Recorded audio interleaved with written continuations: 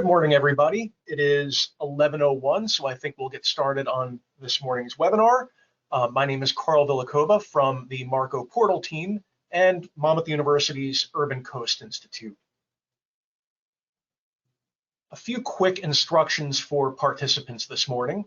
This webinar will be presented via GoToWebinar, and by default, attendees are in listen-only mode. You can type questions or comments at any time in the questions and chat pane. People on our staff will be monitoring this throughout the morning. So if you have any technical questions or difficulties, you can use that avenue to reach out to us as well. During the forum discussion and possibly other portions of this morning's webinar, depending on time, there will be opportunities to make verbal comments as well. And to do that, you'll need to click on the hand icon to raise your hand, and when called on, click the microphone icon to unmute yourself. Questions are always welcome after this chat or after this webinar at any time via info@midatlanticocean.org. And a final note just to let you know that this session is being recorded for the benefit of those who couldn't join us this morning. And with that, I'll turn it over to MACO's chair, Mike Snyder.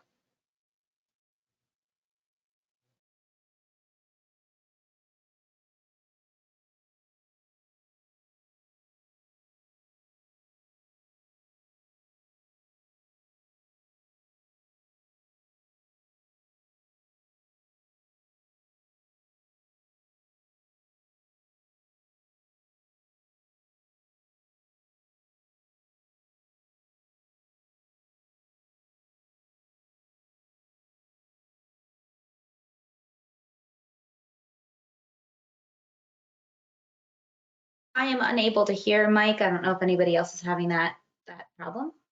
I am not able to either. Mike, are you there? Can you unmute?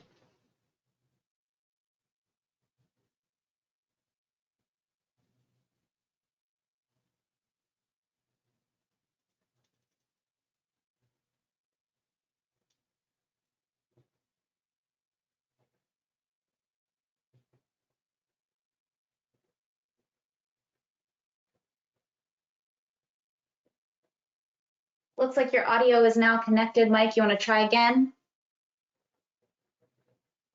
Hi, can you hear me, Avalon? Yep, can hear you perfectly. All right, great. Get my webcam set up here. Sorry, folks, just a challenge getting things situated in the office these days. Okay, I'm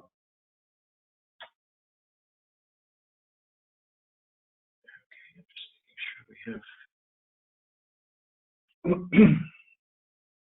things lined up here. Okay, so thank you all for joining.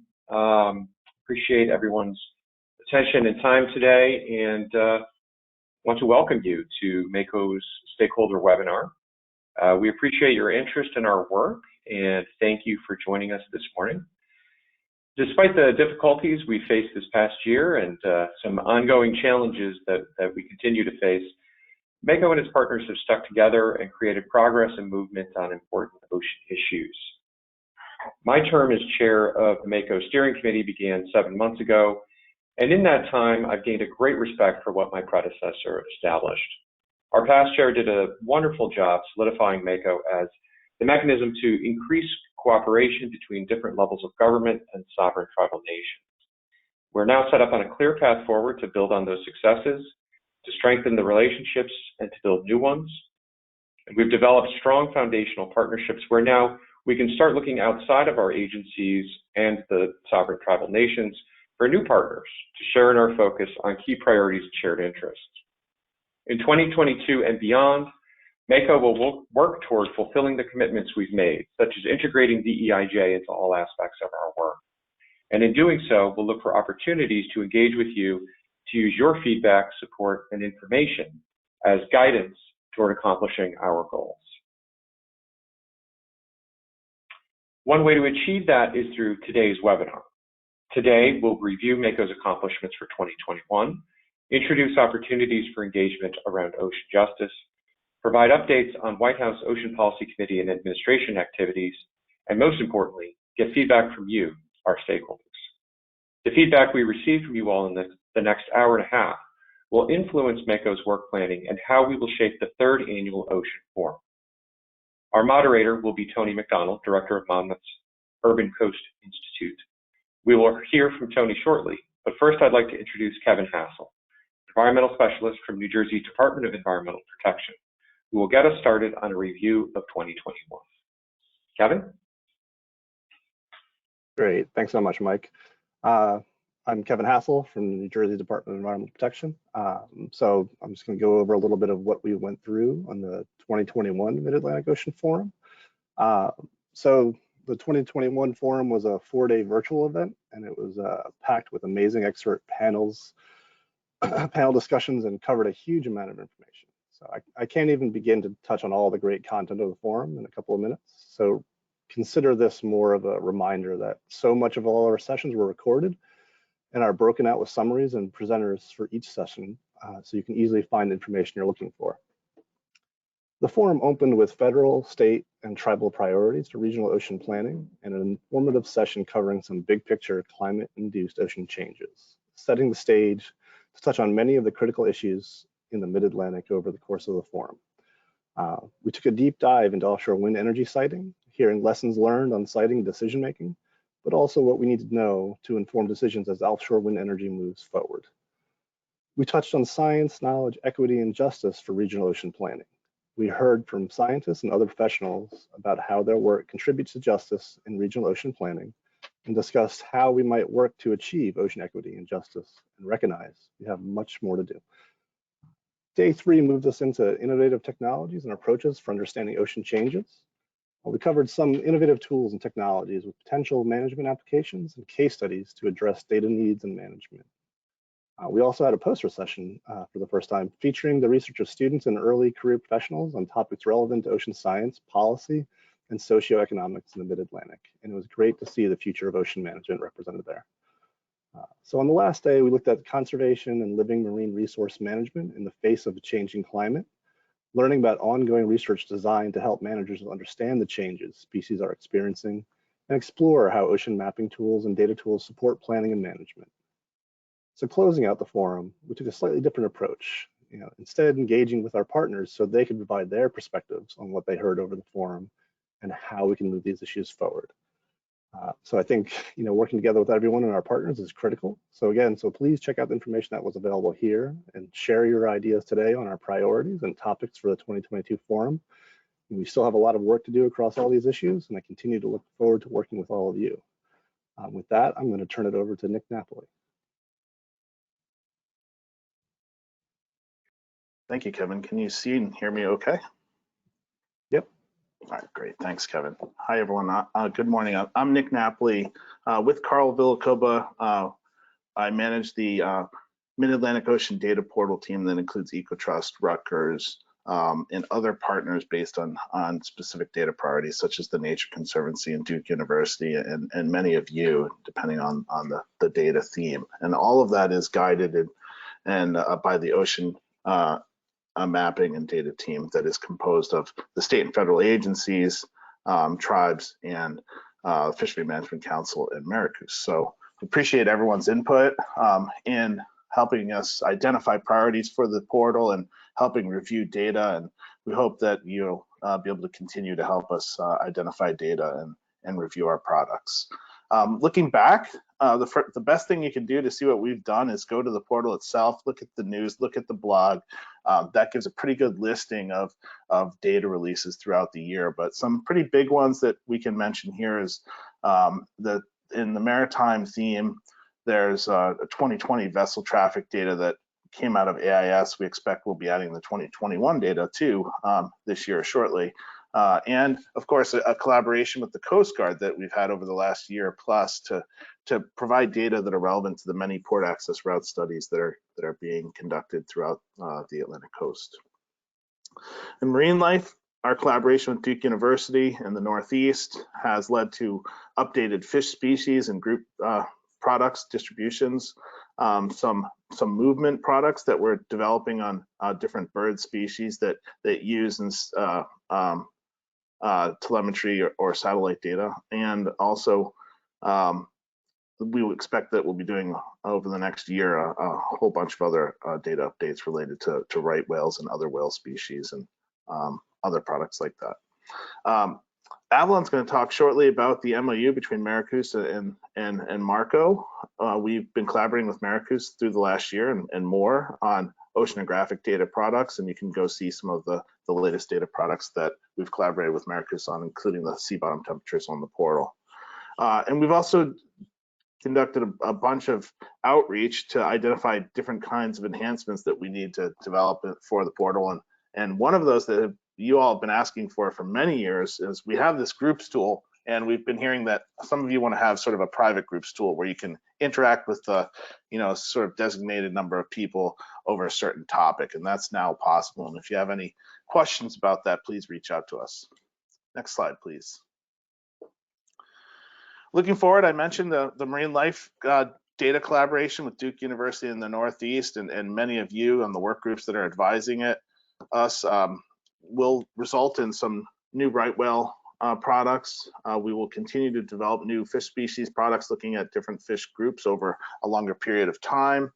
We're working with TNC and NOAA to develop products related to marine mammal strandings and the different occurrences and different species over the last 20 years. And then recently and continuing into the future, we'll be developing products and releasing products that support the regional wildlife science entities determination of science priorities for offshore wind and wildlife research. And you can see some of those products now, including a proposed passive acoustic network on the portal. Going forward with other products, we'll be continuing to develop as they come out from BOEM. Any updates related to offshore wind, those will be reflected on the portal immediately due to our partnership with them and the great data they put out to reflect the current status of offshore wind in the region. And another thing we've been looking at, and this has been a request by many users and the ocean mapping and data team, is to maybe look at other proposed offshore projects and agency actions beyond just offshore wind and maybe the port access route studies, and start to look at putting data up that are reflecting where those proposed projects are being suggested. We'll have fisheries data updates as well. We have a great collaboration with ROTA that led to a lot of advice on how our fisheries data should be updated, and we've been implementing many of those recommendations, including new fishery management areas, and we've been developing draft products from the VMS data that will be put on the portal this year. Lastly, and this is a big category for us, we've obtained some funding to look at really updating some of our recreational data, something that we haven't done in a few years, and we've been working with the whale and dolphin watch community to identify the areas that are important for their operations, and we'll be going into the future looking at how we can improve our data on coastal recreation sites and scuba diving areas. So with that, if I encourage folks to ask us questions, I encourage you to reach out to us if you have an interest in any one of these topics. We really would like your input on how to develop data, what's best for these different themes, and if there are experts in these areas, we want you to help us review these data. So please reach out to us. I believe I'm turning it over to Avalon next. Thank you.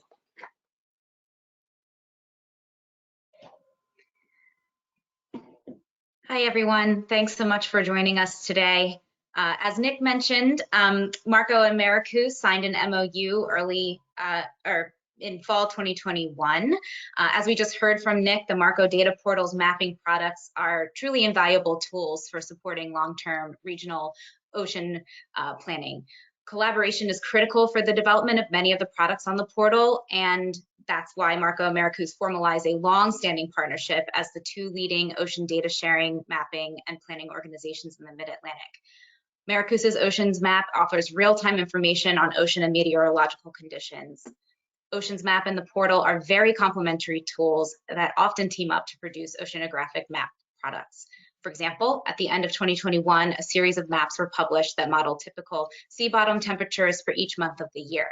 The maps were created by averaging 13 years of daily model-based data analysis into 12 monthly maps that users can automatically animate or toggle through manually. These maps depict the approximate location of the cold pool, for example, a band of cold water found off the mid-Atlantic coast in the spring through fall that is critical for marine life and fisheries. In addition to continuing to partner on data products like that, MACO and Maricus are also going to continue co-coordinating the Mid-Atlantic Coastal Certification Network, MACAN, which we'll hear more about a little later on in today's webinar. Finally, the MOU calls for expanded collaboration in the organization's respective leadership boards and work group activities, public outreach and communications, and the development of joint proposals and special products. MACO looks forward to continuing to deepen and expand this important partnership, and thanks so much for those from Maricus who have joined today. So with that, I will go ahead and turn it over to Maureen Krudner from EPA, who co-leads our marine debris reduction and prevention work group. And I'll also put in a link to, or Judy will also put in a link to the press release about this MOU into the chat. So thanks very much. And Maureen, it's all you. Yeah, hi, thanks a lot. I'm Maureen Krudner. I work at EPA Region 2, and I co-lead the marine debris reduction work group. And that is done along with Laura McKay, who is the Coastal Zone Management Program Manager in the state of Virginia. This work group is made up of federal, state, and regional partners. We also have several NGOs and a couple of mission-focused for-profits that we get together monthly, and we talk about marine debris issues, and we try to move that work plan forward. So in the summer of 2021, right, just a couple of months ago, we had a marine debris summit. It was a 3.5-day virtual sessions, and there were over 375 attendees. They came from all over the world, basically, but a lot of folks from the Mid-Atlantic area too. The topics were state, regional, and federal initiatives. There were some presentations on microfibers and microplastics. We talked about derelict fishing gear, and we talked about single-use plastics. So the summary of the Marine Debris Work Group Summit is on the MACO website. So you can take a look over there if you want to. I don't know if it's recorded or not, but there's a summary there. We're also moving ahead with the balloon reduction campaign and beach monitoring. And this is supported through NOAA marine debris funding, which is fabulous. We are working with a couple of aquariums, the New York Aquarium, the National Aquarium, and the Virginia Aquarium, to launch a community-based social marketing campaign. And the intention of that campaign is to reduce intentional balloon releases, and that launched this past fall. So that's pretty much just getting started. We're also doing some beach monitoring surveys in association with that, and that's being done in each state. We're doing it twice a year, and it's being done to assess the amount of balloon-related debris that's found on the beach, and we're also collecting information on all sorts of marine debris that gets found by the volunteers that help us out on that. So we, in I guess like November or so, we submitted a letter of intent to the NOAA Marine Debris Program to conduct a plastic water bottle reduction project in the Mid-Atlantic. So the good news is that we were invited to submit a full application. So we're looking forward to hopefully getting approved for funding for that and moving ahead. And we also continue to support the NOAA Mid-Atlantic Marine Debris Action Plan. And I think that's it for me. So I will pass it back to the host.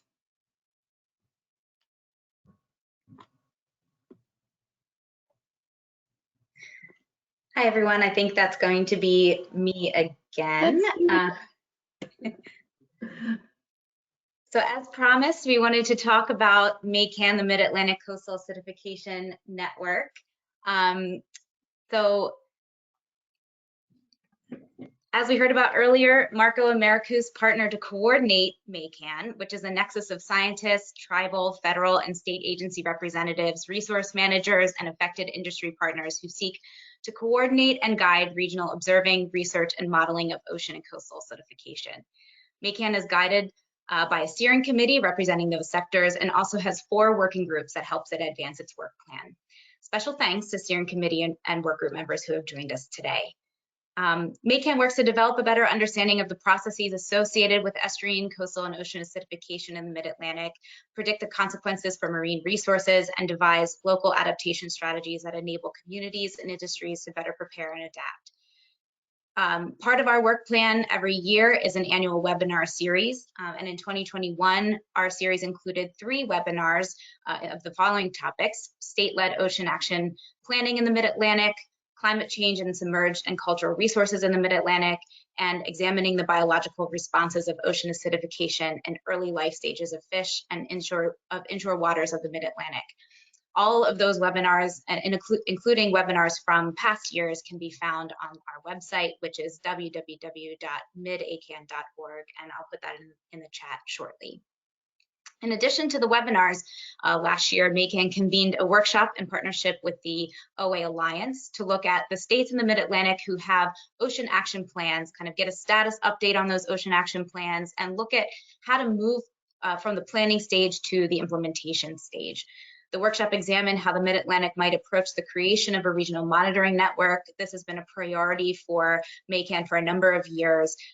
We heard from folks from out west about how California approached their monitoring network, some lessons learned from that effort, and we identified some steps for the Mid-Atlantic, some next steps for the Mid-Atlantic.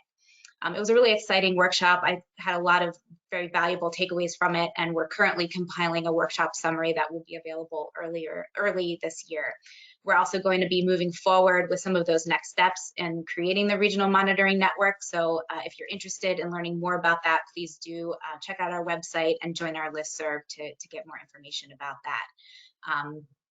We'll also be sending out information about our 2022 webinar series shortly to our listserv. So again, if you're interested in joining that email list, please do sign up.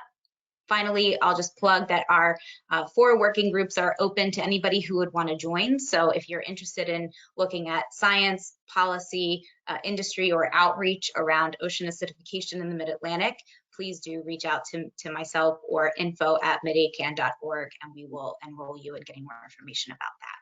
So thank you very much. And with that, I will turn it over to, I believe, Wright, to give an update on the offshore wind regional collaboration. Thanks. Thanks, Evelyn. My name is Ray Frank. I lead the policy group at the Office of Renewable Energy Programs at the Bureau of Ocean Energy Management in the Department of the Interior. The offshore wind regional collaboration is co-led by NOAA, BOEM, the states of New York and New Jersey, and has members from other Mid-Atlantic states, Department of Defense, and the Mid-Atlantic Fishery Management Council. As plans for offshore wind development in the Mid-Atlantic increase and move forward, it's important that the entities involved in decision-making convene to build a shared understanding around considerations for things like siting, transmission planning, project updates, and more. The Offshore Wind Regional Collaboration provides a venue for just that. It brings MACO members together to exchange updates and information, build a shared calendar of events in the region that are related to offshore wind, plan and deliver potential webinars, other stakeholder engagement opportunities, and identify areas for further discussion and collaboration across organizational lines. We also coordinate with other relevant regional groups like the Regional Wildlife Science Entity, ROSA, and Maricou's, which we heard about a moment ago.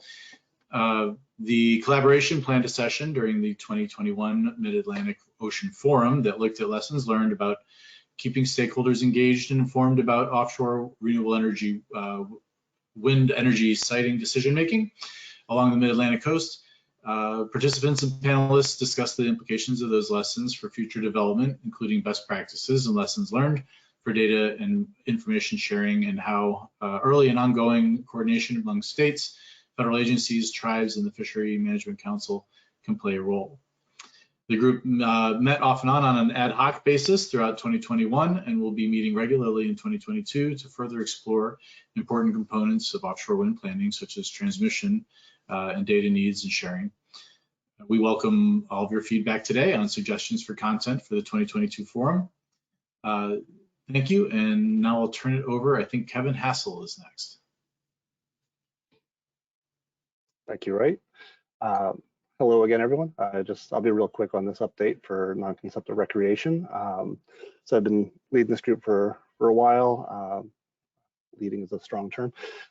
So this past year, we had a big effort kickoff. You heard a little bit earlier, Nick Napoli mentioned in the work plan for the portal work. You know, we're working with the whale watch vessel operators to map the areas they frequent. You know, it'd be really helpful.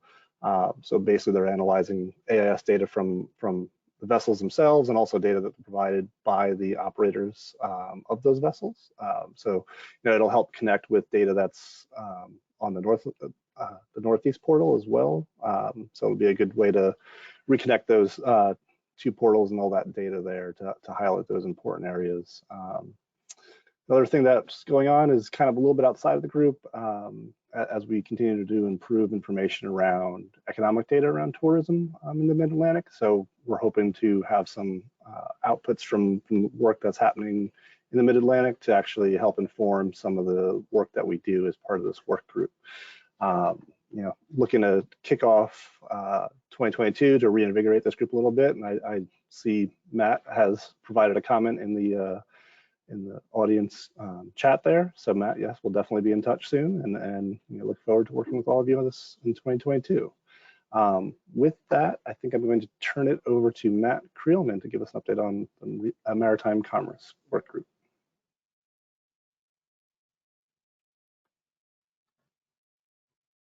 I don't know if Matt is available. Oh, hey, Carl. Make it so I think I can give a quick update on this, given that so much of the work done through this work group over the last few months has been done in collaboration with the portal team. And again, my name is Carl Villacova, and I am with the MACO portal team and from the Monmouth University Urban Coast Institute. We worked with the Coast Guard very closely in the last few months to make sure that data showing recommendations from the port access route studies was up to date. Specifically, the Chesapeake Bay PARs closed and had some final recommendations, which we updated our maps to show. In addition, we updated the portal to show the Northern New York Bight PARs recommendations, which are still up there, and you can all see that within the maritime theme. And we also collaborated with the Coast Guard to present a special How Tuesday, one of our portal standing webinar series installments dealing with all things PARs. And if you go to the portal's blog or its webinar page, you can find a recording of that, which shares all of the updates of everything that's been going on with the PARs and this work group in general. And with that, I will turn it over to our next speaker.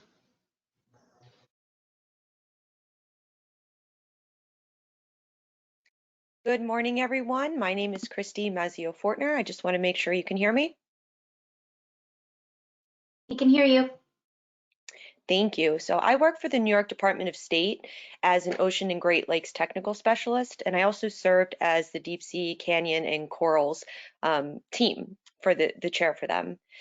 So unfortunately, my webcam is not cooperating today, so you won't see me up on the screen, but you do get to look at this absolutely amazing photo taken by Dr. Tim Shank of the Wilmington Canyon off the coast of southern New Jersey. And I'll tell you, I've been working a couple years on deep sea canyons and corals, and the pictures just cease to amaze me. They're absolutely gorgeous, and it's amazing to think of how much habitat is underneath our waters, even though I'm so familiar with it.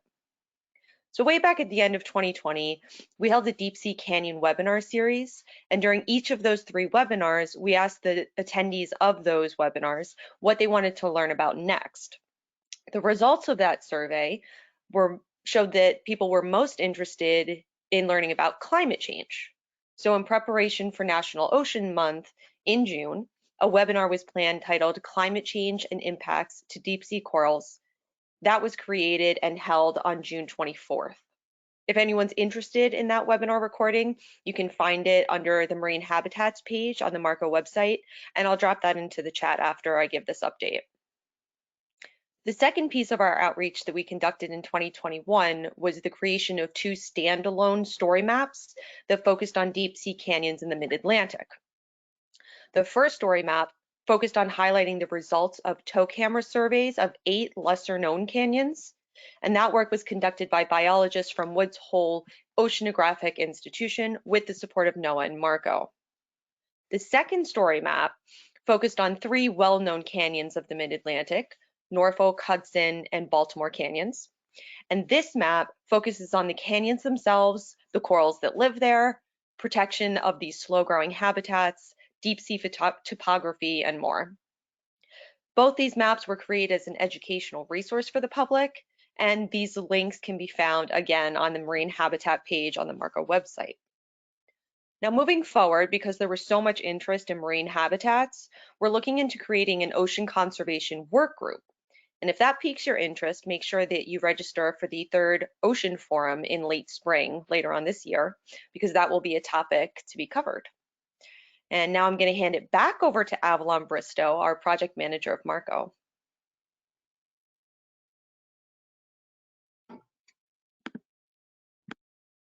Hi, everyone. Apologies in advance for how much I'm talking today, but we wanted to give a brief update on how MACO is approaching DEIJ and ocean justice. So if you recall, in late 2020, MACO and MARCO developed several DEIJ commitments, which can be found on the midatlanticocean.org website. The commitments have helped guide how MACO approaches things like the Ocean Forum, for example, making the forum as accessible as possible, especially when hopefully we can get back to meeting in person. In 2021, during the Ocean Forum, we had a session entitled Science, Knowledge, Equity, and Justice for Regional Ocean Planning. That session included presentations, panel discussions, and breakout sessions about how DEIJ intersects with issues related to ocean planning. And it was a really well-received session, and we're hoping to build off of that in the 2022 MACO Forum, and certainly welcome ideas and suggestions for how best to do so. The MACO Steering Committee is continuing to identify opportunities for advancing the commitments in the DEIJ statement. Certainly encourage you to go take a look at that on the website. And we expect additional outreach around this topic to be conducted in 2022. So with that, I'm going to turn it over to our esteemed moderator, Tony Mcdonald. We heard his name earlier in the webinar, and he'll finally have an opportunity to talk. So Tony, to you.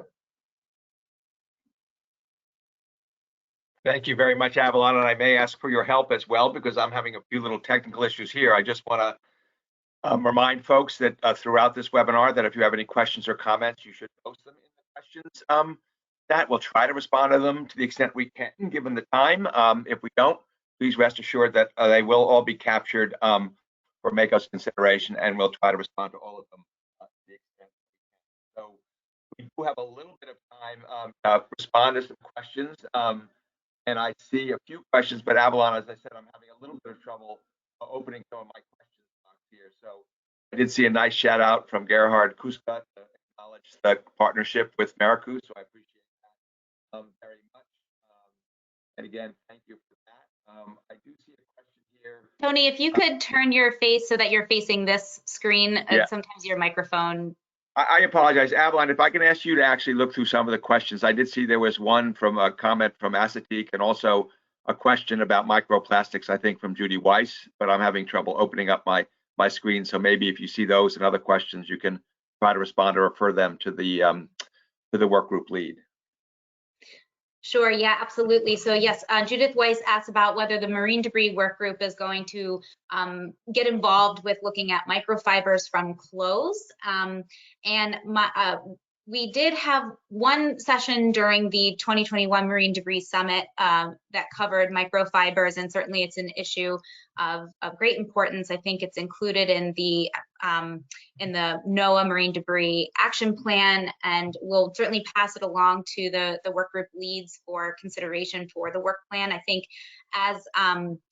as Maureen had mentioned, our current proposal for the marine debris prevention program is going to be about reduction of single-use plastic water bottles in the Mid-Atlantic region. So, but certainly, you know, all plastics are a topic of high concern for the marine debris work group. So I don't know if anybody, if Maureen, if you wanted to weigh in on that at all, kind of pause and see if you wanted to say anything additional from what I just mentioned.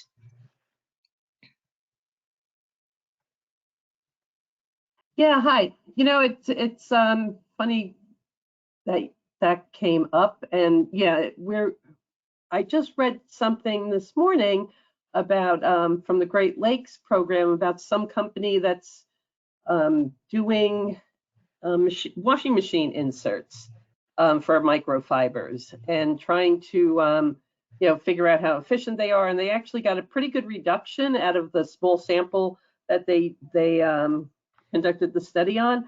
And off the top of my head, I don't have the reference to the article, but you know, Judith Weiss, I believe I have your email, and I can certainly send that along to you for your reading enjoyment. So I'll make a note of that and send it over. Great. Thanks so much, Maureen, and thank you, Judy, for the great question. And we have a few other, we have Gabrielle Ross, the Assateague Coastkeeper here, who expressed interest in helping with marine debris and recreation. And thank you so much, Gabrielle. We'll certainly be in touch with you about whether you're interested in joining either the non-consumptive recreation or marine debris working group. So that's fantastic. Thank you very much. Gabrielle also asked if any of the work groups have done any work related to PFAS, PFAS, or PFOS. Not to my knowledge, but that, but certainly I don't know if other people have anything to weigh in on those. I don't know if there's some history of working on those chemicals or not.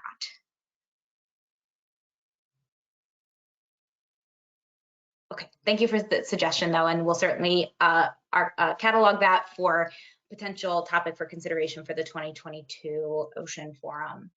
And then finally, we have a question from Bonnie Ram about how does the Offshore Wind Regional Collaboration consider state task forces that have not met in several years, for example, Maryland and Delaware.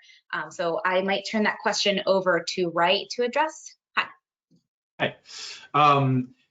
Yeah, I mean, there are task forces that haven't met for a while in the Mid-Atlantic, but we're in contact with people who from the state, also through MACO and other avenues, and we're also holding meetings of general applicability. So we've been holding a series of fisheries meetings for those interests, which I think you've been part of. So it's the task force is not the only way we get our message out there, and MACO has been a big help in helping us do that. Thanks, Wright. And Tony, I think that's all of the questions I see right now that we have not addressed in the chat. So. Great. Thank you very much, and I apologize for that. Avalon, always appreciate your help. I would say just a reminder to everybody that these work groups are meeting on an ongoing basis, and so again, you can always contact them directly through their contact information on the MACO website. Again, if you have any other questions that occur to you during this webinar, please post them in the chat, and we'll be sure to, in the question box rather, and we'll be sure to capture them as well. Greatly appreciate volunteers to get involved with the work group, so thank you, Matt and Gabrielle, for those efforts. So we're very interested in working with as many partners as we can. So with that, I think we're moving on to the next session, which is an update from the Ocean Policy Committee. So if you go to the next slide. So this slide reads update from the Ocean Policy Committee from Deir and Bab Brat, who's the Principal Assistant Deck Director of Oceans Environment and at OSTP. And he sent me an email this morning with deep apologies that he could not join us today. And so I'm going to I had a discussion with him yesterday, and he sent me some bullet points to share with you all regarding the activities of the Ocean Policy Committee. So, so here we go. Again, I'll do my best to represent my understanding of it. So I will, however, give Deej the final right of making sure that I get this correct. But really, I think the good news really is that Deej has been a great supporter and partner with MACO on a variety of different issues, and he's reflected in these comments that the Ocean Policy Committee is extremely active in continuing to advance regional ocean planning and also some of the administration's priorities. So quickly, I'll go through these. There's a lot of words. You'll capture them for later, so these slides will be made available. So we wanted to remind folks, and in fact, the meeting he has with the White House today is specifically to talk about how to follow through on some of these commitments and some of these points that I'm going to relate to today. So one is continuing support for enhancing regional decision-making and stakeholder engagement. So the very foundation of MACO's efforts is something that is really being endorsed by the Ocean Policy Committee, specifically around the administration's objective for advancing a sustainable ocean economy and developing ocean climate solutions to mitigate for and adapt to climate change. Very important to connect investment and application of applied ocean science technology to management needs. So very appropriate for OSTP to be thinking about how science and information influences and informs some of these decisions. The Ocean Policy Committee is doing that. So some specific areas that they're working on is one, they're focusing on support for regions increasing, reflecting policy and budget. So increasingly, you're seeing a reinforcement of a commitment to regional ocean planning and implementation at the regional level. The OPC is they're authorizing legislation, he reminds us, directs engagement and support for the region. So in their charter itself, in the legislation last year that established the OPC, it reinforced the commitment to work through and with the regions. Again, one example of this is the immediate $56 million for 5 years, which is funding for the regional ocean partnerships that's in the bipartisan infrastructure law for the 9 regions. So again, there is a specific budget commitment that this administration's made to follow through on those commitments through the regional ocean partnerships. The OPC is specifically looking to efforts in New England and the Mid-Atlantic for lessons learned and engagement practices for the data portals as national models. So we heard from Nick earlier about the incredible work that they do on the portal team. That is also, I think, complemented by the work in New England as well. And a lot of those efforts are done jointly across the region, given the nature of the issues that we're working on. So they'll be looking very much at the work that we're doing in these regions for best practices and also national models for building out those information and those tools to support ocean planning. Third, they're really looking at the, again, I mentioned earlier, the broad theme of sustainable ocean economies. In November at COP26 in Glasgow, the US announced that it's joining the high-level panel for sustainable ocean economies. That's an international group looking at international planning for sustainable ocean economies. One key commitment in joining that group is to develop a national strategy and plan to sustainably manage the US EEZ. So this really builds on work that's already being done in this region and other places. The OPC will collaborate with stakeholders and key regional entities, including the regional ocean partnerships, the fisheries management commissions, regional associations, and others to develop an overall approach. Again, this will build on work and efforts that are already underway within this broad context of the high-level panel for sustainable ocean economy. And specifically, I don't know any details, but the OPC is meeting to figure out how they will engage very explicitly over this winter and spring in regional conversations to help scope and approach regional approach that advances these regional interests aligned with the high-level panel's objectives. Next slide. So again, on the solution side, they really are looking to really continue to focus on administration priorities for developing ocean climate solutions, identifying green shipping, blue carbon, and ocean renewable energies provide a significant potential on the mitigation side for emissions reductions. And that's a priority that you can see playing out significantly in this region, particularly renewable ocean energy.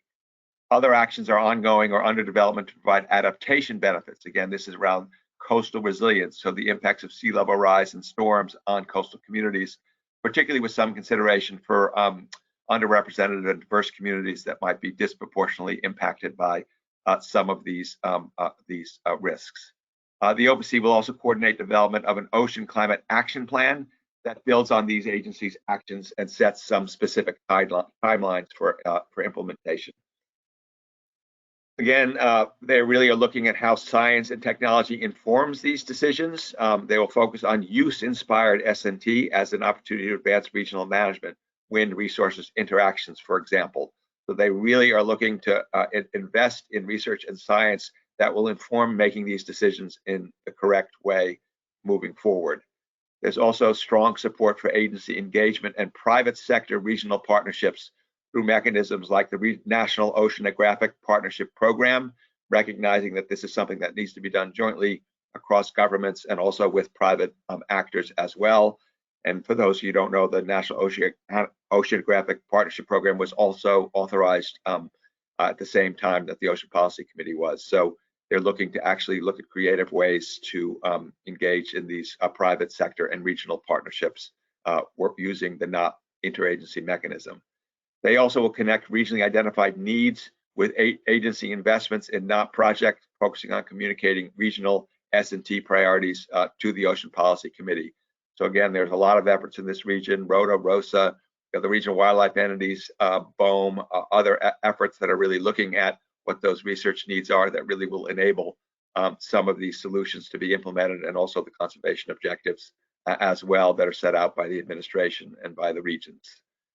So those are hopefully I've done a reasonable justice to his talking points. So if Deeran were here, he would have said that a little bit more artfully than I did perhaps, but hopefully you get a sense that he assures me that the Ocean Policy Committee is continuing to work on these issues and has continued strong support from this administration to work at the regional efforts, working in collaboration with MACO and the regional ocean partnerships. So I will stop there. Again, if you have questions or comments, I would try to respond to them, but I think I will probably more realistically refer them on to Deeran, and we'll try to respond to them in time moving forward. So with that, if there's any questions or comments you'd like us to capture, please do include them in the question box. And if not, I think we'll move on to the next topic.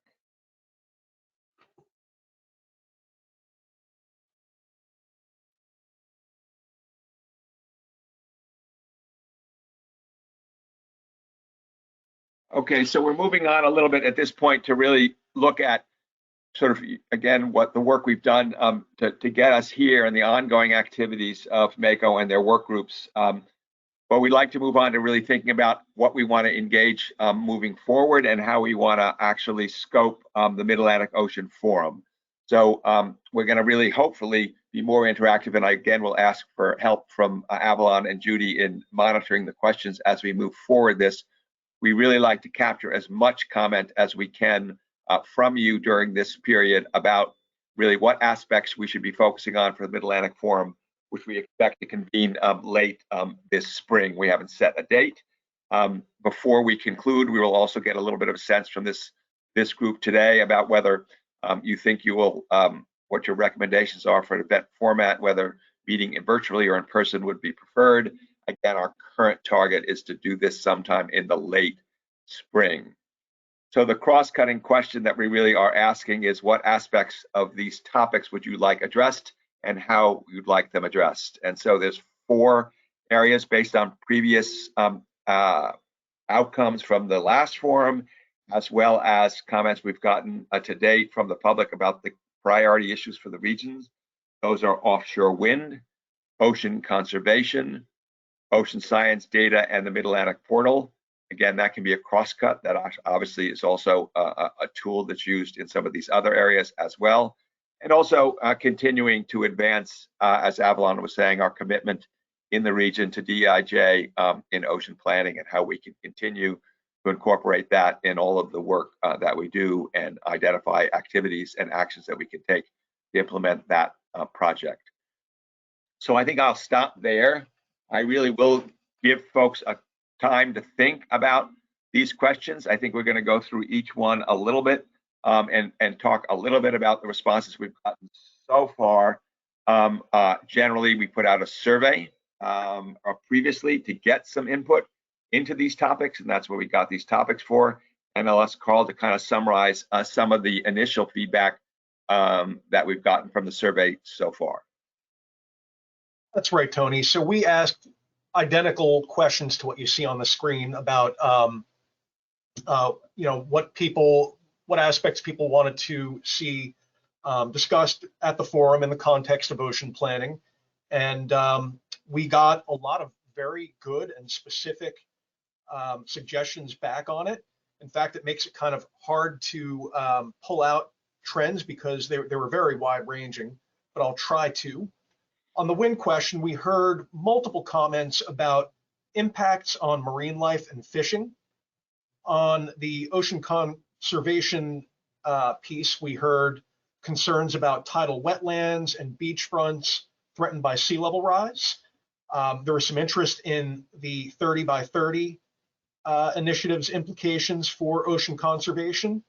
And I'll say that there was a general comment throughout all four of these topics about Build Back Better and what that means for the topics and what funding opportunities may present themselves through it. On the ocean data question, there were comments about what climate change means to ecosystems and fish stocks, and is the data keeping up with the pace of change? On DEIJ, there were a lot of suggestions about discussions about equal access to beaches and all of the resources that the ocean offers, and making sure that everybody has a seat at the table, and examples of how organizations are handling this well, and hearing those sort of best practices. And that pretty well sums up what we've heard. Again, we have this survey open still, and we can add that into the chat so people can continue to respond to it beyond today. So again, the process moving forward as we're waiting hopefully for some comments and questions, and I'll tee this up a little bit with some more specific questions as well, is that MACO will set up a forum planning team, and in the coming months they will actually be developing the agenda for the meeting itself, identifying speakers, topics, and a framework for doing that. I think some of the feedback we got after the last forum was that perhaps we should try to concentrate it not over a full week, but into fewer days. I think there was a lot of positive feedback on the topical areas and the interactive framework for that. Again, we're still open about whether or not we'll do some aspect of this in person or not, depending on all of the crazy variables that are out there right now. So again, the forum planning team will be convening this month and will be engaging these issues directly. So we really would appreciate any feedback you can give us today or moving forward. So I wonder if we can maybe topic a little bit. Please feel free to enter in some comments or questions, and I'll ask for help from Avalon again in tracking those for me a little bit on these topics. But we'll try to go through them maybe one at a time. But again, don't feel constrained by that. If you have any suggestions on any of these topics, please let us know. So some of the specific questions we had teed up in advance of this was, where do you see a real need and an opportunity for regional collaboration on these topics? Is there something that you haven't heard yet that the work groups are not engaging effectively or thoroughly that really would benefit from greater regional collaboration? So think a little bit about what issues need to be topic, but if you have an idea for an opportunity or something that needs further collaboration, appreciate any specifics you have for offshore wind or ocean conservation. Do you have specific speakers in mind, folks you know that are leaders that you think would help really advance the dialogue in the region on priorities for ocean planning? So any suggestions for specific speakers or planner or panelists that might engage these issues? And again, on an ongoing basis, is there specific science needs or questions, either specific to the portal that might inform some of these work group efforts, or are there issues related to diversity, equity, inclusion, and justice that you think we might take some more initiative to address or to include in the work that we're doing? So I'm going to stop there a little bit, and maybe, hopefully, I don't know if anything's come in yet, Avalon, in terms of comments or questions. Yeah, we have a few comments. So MACO said specifically focusing on offshore wind cable landing concerns would be helpful, and ties to the offshore, from the offshore to the onshore. Also, for ocean conservation, Brent Greenfield suggested developing an understanding of existing mid-Atlantic marine areas that are conserved, including non-federal and non-governmental efforts that are achieving mid-Atlantic conservation goals in the ocean space. Great. We have another comment from MACO about highlighting the size and scope of the coastal and ocean tourism and recreation economy, and threats to that from climate change would be valuable. So again, we're really trying to gather your input at this point, not necessarily respond to it other than to say, what's already going on, and just hopefully folks do know that jointly with NROC, we did actually held a series of webinars on the transmission question, and that has been something that's been identified as something that we might give further consideration. So we very much appreciate the interest in that issue, and it's something that we're trying to think about how to advance moving forward on that issue. On the conservation issue, again, we are currently standing up a group that's talking about the scope for the conservation work group effort and what that might include. We heard earlier presentation about the consideration of some of the canyons issues that we'll take into consideration, but we do think looking at some of the existing mapping of conservation areas, and Brent, if you have any information to share about that, that certainly would be appreciated. We do know that as part of the 30 by 30 process that the administration is considering developing an atlas, and their historical efforts around the marine protected areas consideration that have been mapped. But we're really just at the beginning of that, so we appreciate any input you have on that topic. Is anybody else on the committees or the steering committee want to expand on any of those comments? Great, appreciate that input very much. Other comments or questions, Avalon, that you see in the chat? I don't see any other comments in the chat. I'm looking to see whether anybody has their hand raised. And I do not see anybody having their hand raised. So we're good.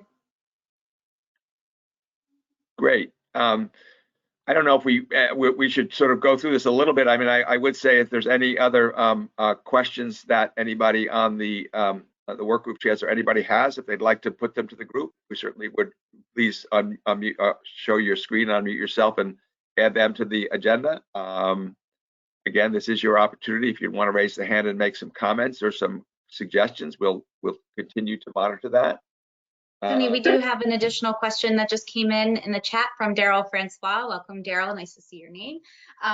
It says, his question is there a data book somewhere that details the cumulative investment from the offshore wind energy industry, coastal communities, ports, manufacturing, et cetera, so that coastal stakeholders can identify where DEIJ may be useful to raise as an issue? Great question, something to consider. I think we'll have to take that into consideration, Daryl. Welcome. It's great to hear from you, and appreciate your input. And if you have any suggestions about how we might collect that information or what the impact will be, we'll certainly forward that on to Wright for his consideration now that he's stepped up as a chair of this work group working with you. So appreciate that very much. Oh, more questions coming in the chat. Great. So from Allie Chase, hi Allie, nice to see you too. With offshore wind, would be helpful for more detail to be shared out regarding floating wind, as this region is starting to explore that more.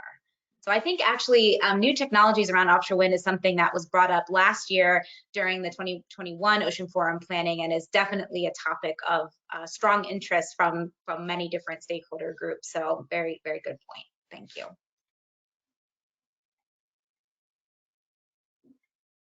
Amanda Rutherford, USDOT will be offering a lot of grant opportunities in 2022. Thanks, Amanda, for that comment. Many of those opportunities would support the movement of offshore wind freight through our ports. So appreciate that comment, Amanda, and welcome.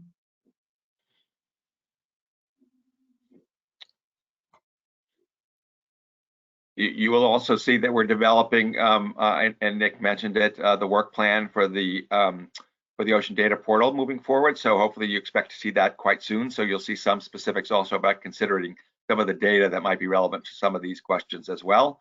But that's going through the ocean mapping data team right now for its final review. But that should be out, I think, fairly soon. And I think you'll also see some relevant considerations about how we collect relevant data to some of these questions as well.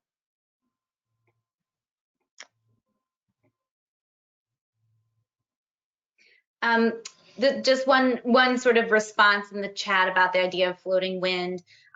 There's sort of you could look at it in a couple of different ways. So, focusing on current wind projects before focusing on floating or new technologies is another thought. So thanks for that, and definitely important to note that we should have sort of a balance between the two.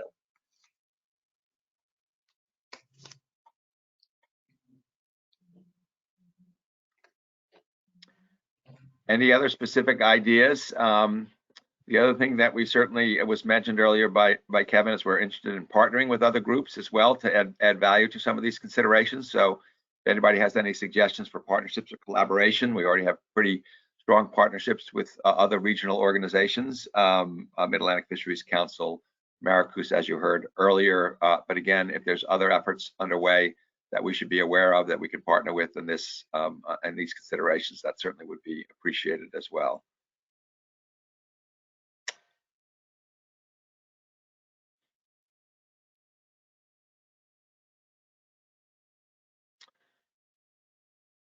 So I guess we can continue to any other specific topics or opportunities or issues that you want to put on the plate for the forum. Any suggestions in terms of format or how to organize the conference itself that you would see a value? We'll get to the poll in a minute.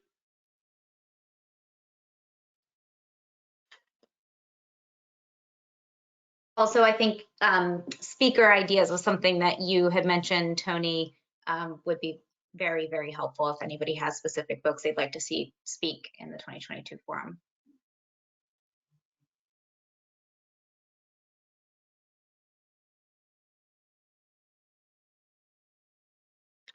I don't want to cut off conversation. If there's anything that can be added, I'm going to ask people to continue to think about this. Maybe, Carl, we can bring up the poll a little bit for the format and people's preference that are on the call, and we'll get some feedback on that, and then we will come back quickly to get any other final comments. So hopefully you all can see this poll and can complete this poll in light of COVID. You anticipate that you'd be able to attend an in-person forum in the late spring of 2022. So if you would just please complete that poll, we'll leave it open for a few minutes, and then we will get a sense from the group where it is. We'll combine this with other feedback that we're getting moving forward, but this would be very helpful for us to think about how we plan this. We did find last year in planning the forum that we were hoping for a while to be in person, and really trying to pivot from in-person to online at the last minute presented a lot of challenges. So we hope that we'll be able to decide on a format a little bit sooner than last year, so that we can commit to it and not have to adjust at the last minute. But again, we'd like to get a sense for where folks are in terms of their expectations for spring of 2022 in this very uncertain environment. Carl, I'll turn it back to you to kind of report on those poll outcomes, and then we'll come back for a wrap up before we move on to the next session.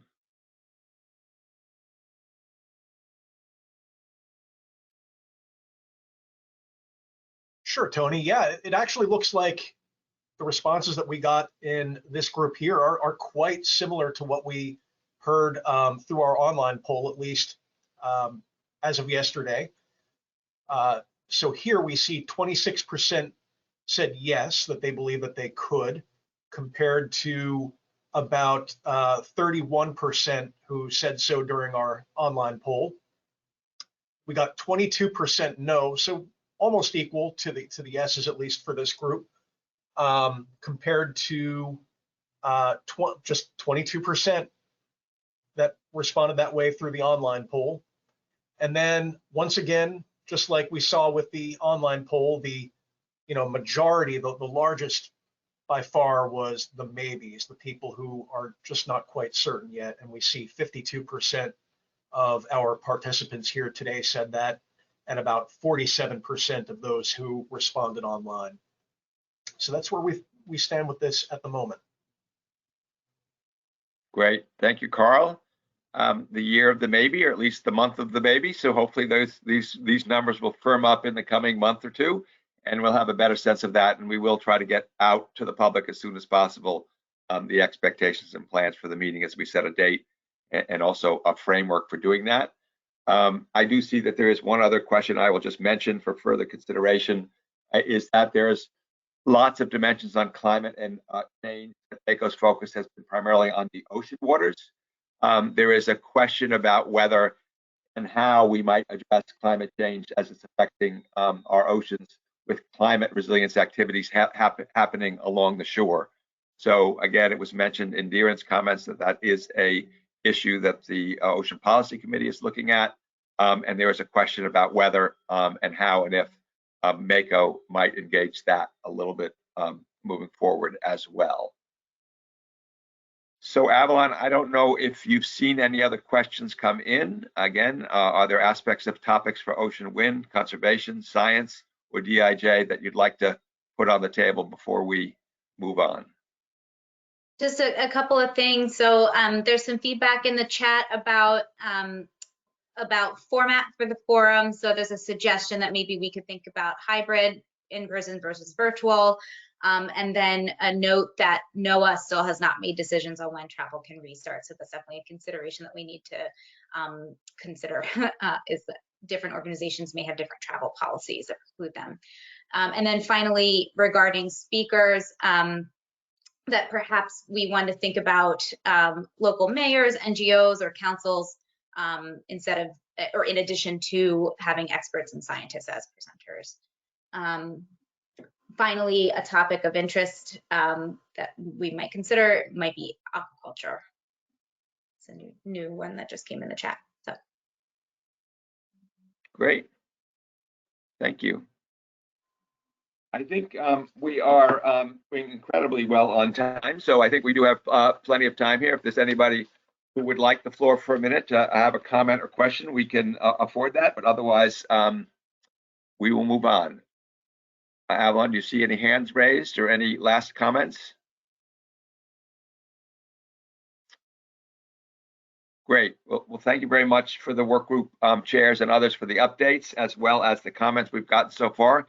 This is an ongoing process. We will, again, leave the poll open for a while longer. So again, I think that's been shared in the chat. And again, it is also available, I believe, on the website. So with that, again, thanks very much for your comments. And I will turn it over to Mike for finalizing the session today and for the open comment session and next steps.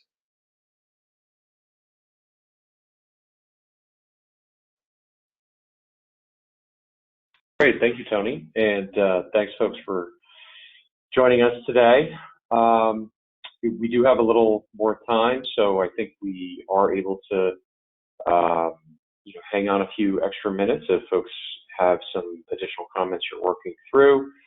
As Tony mentioned, this is an open comment period that will go on well after the webinar. We are always interested in hearing from all of you about what your interests are and how the work of MACO can be informed by, guided by, or in whatever ways we're able to be responsive to your concerns. It's always, of course, easier to do that when we hear from you, and we do appreciate folks contributing your ideas and suggestions in helping us shape, in particular, the upcoming forum. On that note, and as I think we've seen, from the polls, we do, continue to kind of go through this period of uncertainty, and I think we certainly appreciate all of your understanding and flexibility as we do with each other in trying to determine what the most appropriate and best next steps are in terms of how we get together. So certainly. certainly, as things start to become a little clearer in the coming weeks and months, we will be in touch with all of you about what our plans are. But that won't stop us from planning the contents of the forum. And so again, it's very important for us to hear from you and to know what your concerns might be and what you'd like to see. Certainly, we're hearing today, continued interest in our existing issues. I saw a number of comments related to offshore wind, not surprisingly, but also around water quality. I think that's great, and certainly an area that we're looking to continue to grow out our topic areas. So again, please do keep those comments coming in, and we will be sure to do what we can to be responsive to them. And I see we do have some additional contact information from Amanda Rutherford in DOT, so thank you for that. And I'm seeing also Susan Faraday has mentioned that aquaculture might be a topic of interest. So appreciate that. That's certainly an area that I think has come up over the course of time. Where the specific MACO opportunities could be to be of assistance in advancing those conversations, I think is something that we would need to discuss within the agencies and within the MACO context. But certainly it's an area that I think we're all paying attention to and is of real significance to the ocean use community. So I think that's what I see in terms of the comments. Again, we will have more information coming to all of you.